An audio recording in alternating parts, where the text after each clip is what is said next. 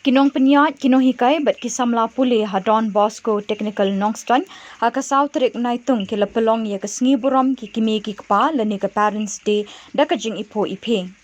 Reverend Father John Kharshandi director ula pediang sngoba ya ki Kmie ki kpa bat ki riurang ba ki belasha khot sngoba ha ka ni ka sngi.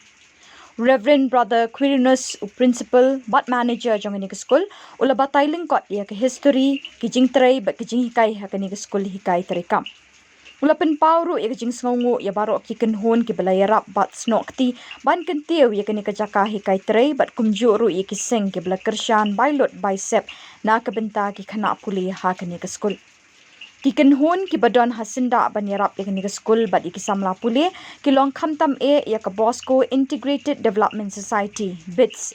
Meghalaya State Skill Development Society MSSDS bat ya ka National Agricultural Bank and Rural Development. Ki Kmie ki kpa ki lapen pau ya ka jing kemen bat jing sngongu ikinong penyat bat nong hikai jong ni ka jaka pule namar ki laong ki Kmie lenti shibon na ka ni ka skul bakan kentiu ha ka jing tebet terekam jong ki khon ki kti anda ki ladap barok ki jing pule na ka ni ka shlem hikai terekam. Lapen pau ya ka ni ka sngi bakemen de ki jing duai bat jing duai aingo. Nong sekam. Bat kini ka entrepreneurship ke ka jing sekam senjap. Di mentang ni ikut laong ni mis bawan mentang ba nakaliang jong ke department jong segi budi jangan pergi kita usir lagi orang lain kawan kata kami baik berbagi rusak peristiwa tiga keteng juga ada Pak Bijosi Haji Kumba pelayu asiau kakateng jangan di bawah tiang karunoi ngadai nak placement department dia kini ngasupen kalau beliau kadiwe hadusa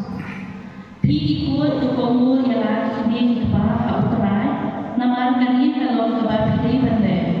tu Burom yang ba badiran Kmie kalau kamu ke berhitung kepada apa